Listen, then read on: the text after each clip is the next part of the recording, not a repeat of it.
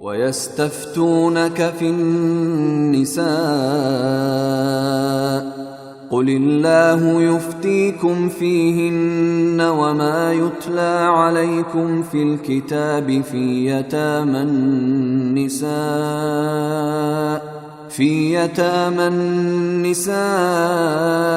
اللَّاتِي لَا تُؤْتُونَهُنَّ مَا كُتِبَ لَهُنَّ وترغبون أن تنكحوهن والمستضعفين من الولدان وأن تقوموا لليتامى بالقسط وما تفعلوا من خير فإن الله كان به عليما۔ اور اے پیغمبر، لوگ تم سے عورتوں کے بارے میں شریعت کا حکم پوچھتے ہیں، کہہ دو کہ اللہ تم کو ان کے بارے میں حکم بتاتا ہے، اور اس کتاب یعنی قرآن کی جو آیتیں جو تم کو پڑھ کر سنائی جاتی ہیں وہ بھی ان یتیم عورتوں کے بارے میں شرعی حکم بتاتی ہیں جن کو تم ان کا مقرر شدہ حق نہیں دیتے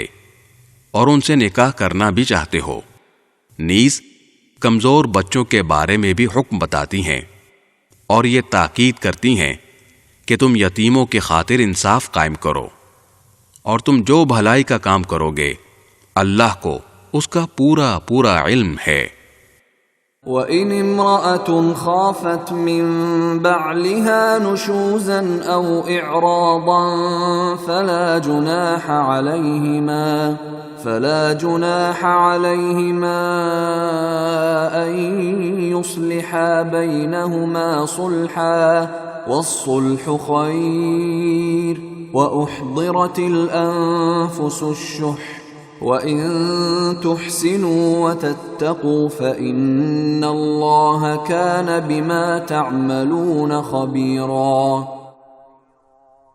اور اگر کسی عورت کو اپنے شوہر کی طرف سے زیادتی یا بیزاری کا اندیشہ ہو تو ان میاں بیوی کے لیے اس میں کوئی مضائقہ نہیں ہے کہ وہ آپس کے اتفاق سے کسی قسم کی صلح کر لیں، اور صلح کر لینا بہتر ہے، اور انسانوں کے دل میں